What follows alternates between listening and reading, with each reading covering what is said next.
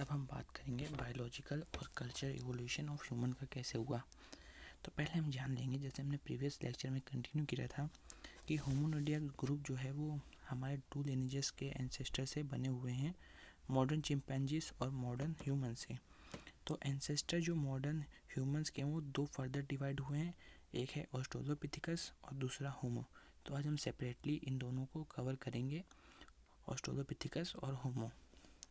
तो जो ऑस्ट्रेलोपिथेकस है वो हमारे अलग हैं, होमो अलग हैं। तो पहले हम शुरू करेंगे ऑस्ट्रेलोपिथेकस का पहला पार्ट, ऑस्ट्रेलोपिथेकस रेमिडस। तो जैसे है मैं बता रहा हूँ, इनके फॉसिल जो हैं वो हमें आवास रीजन इथोपिया से पाए गए हैं, जो कि डेट किए गए हैं अराउंड 4.5 माया और मिलियन ईयर अगो, सेम ही है, उसको नोट कर लीजिएगा। तो यही सोचोगे आपको मैं डेट वेट क्यों बता रहा हूँ भाई, थोड़ा डेट वेट भी याद रखना होता है इसमें, और जैसे नाम वाम तो इसमें इम्पोर्टेंट है ही है, मैं बता ही दे रहा हूँ।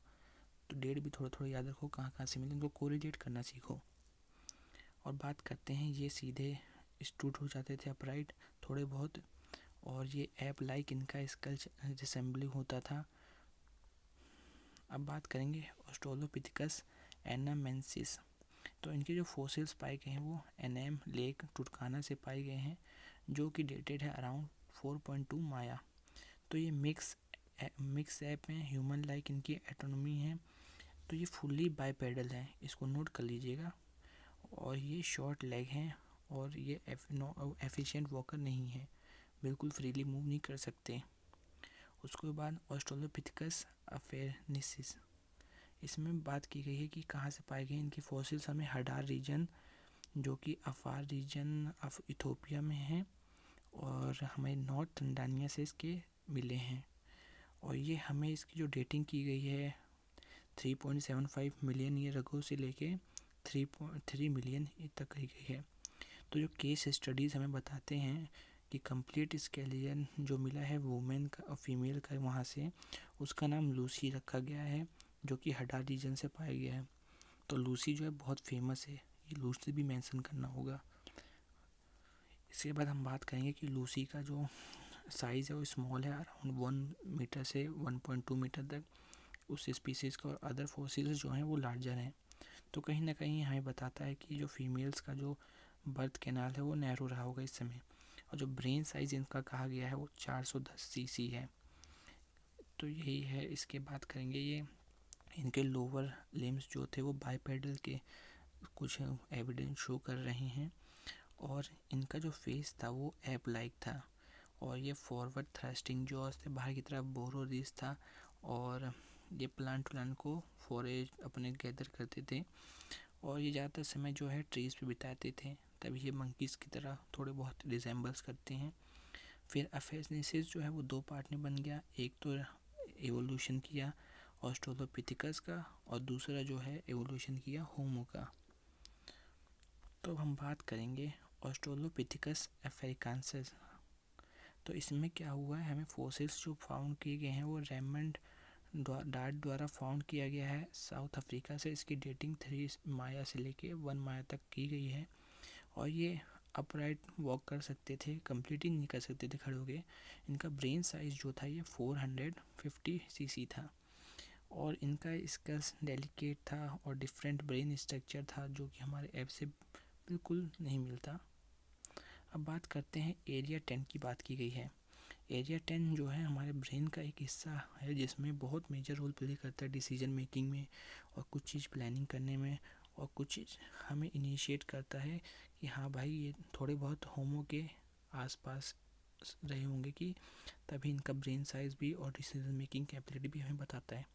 फिर उसके बाद करते हैं ऑस्ट्रेलोपिथेकस रोबस्टस। तो जो जैसा कि हम कह सकते हैं ये बिसाइड मैन थे, क्योंकि ये लार्जर थे, स्ट्रांगली बिल्ट स्पीसीज थे, और इनका जो टाइम पीरियड हमें पता चला है वो 2.5 से 1.5 माया तक पता चला है। और इनके फॉसिल्स हमें ईस्टर्न अफ्रीका और सदर्न अफ्रीका से मिलता है, और ये टॉलर थे अराउंड 5.3 फीट, और हैवियर थे लगभग 50 किलो के आसपास, और इनका ब्रेन साइज जो था वो थोड़ा बहुत बड़ा होता जा रहा था, 500 सीसी का। तो धीरे धीरे जो ब्रेन कैपेबिलिटीज़ थी वो बढ़ती गई, तभी लोग जो है कई सारे एक्टिविटीज़ कर पाने शुरू कर दिए। इनके लार्ज टीथ था जिससे कि चबा सकते थे, और फाइबर प्लांट के ज़्यादा कंज्यूम करते थे ये। तो इसका जो स्कल कंपैरिजन था उसने स्कॉलर को सजेस्ट किया कि कहीं ना कहीं मॉडर्न गोरिल्ला के एंसेस्टर होंगे। अब उसके बाद बात करते हैं हम ऑस्ट्रेलोपिथेकस बॉयसी।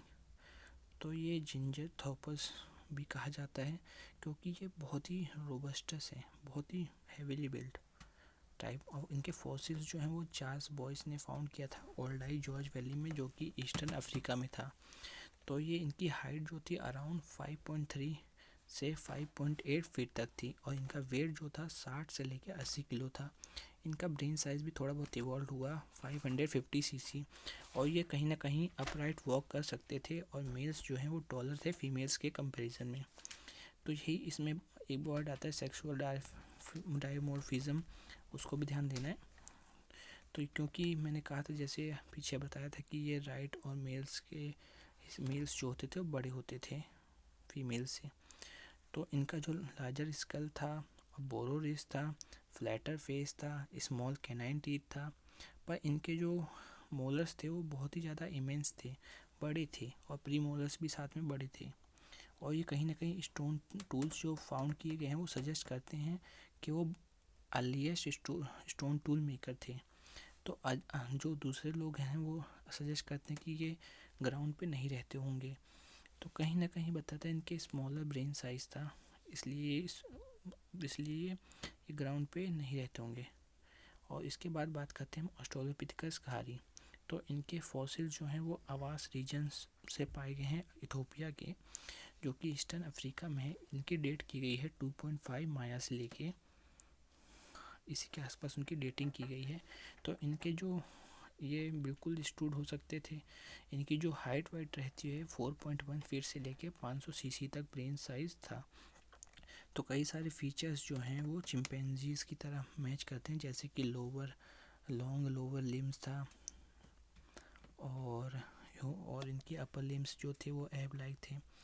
और तो कहीं ना कहीं ये बताया गया है ये बुचर्ड एनिमल्स बोन्स भी पाए गए हैं इनके साइड से। तो ब्रियान एंड फगान जो है हमारी बुक है बहुत फेमस, उसको भी पढ़िएगा। तो उसमें भी बताया गया कि इनमें हाई प्रोटीन डाइट का यूज़ हो सकता है मीट के फॉर्म में। तो कहीं ना कहीं यही इनके ब्रेन की साइज़ को इंक्रीज़ किया होगा। तो हम अपनी वीडियो यहीं ख़त्म करेंगे। होमो एक सेपरेट वीडियो में लेके आएंगे। अगर आपको नोट्स चाहिए तो मैं मेंशन कर दे रहा हूँ ईमेल आईडी, उसमें आप कांटेक्ट कर सकिएगा।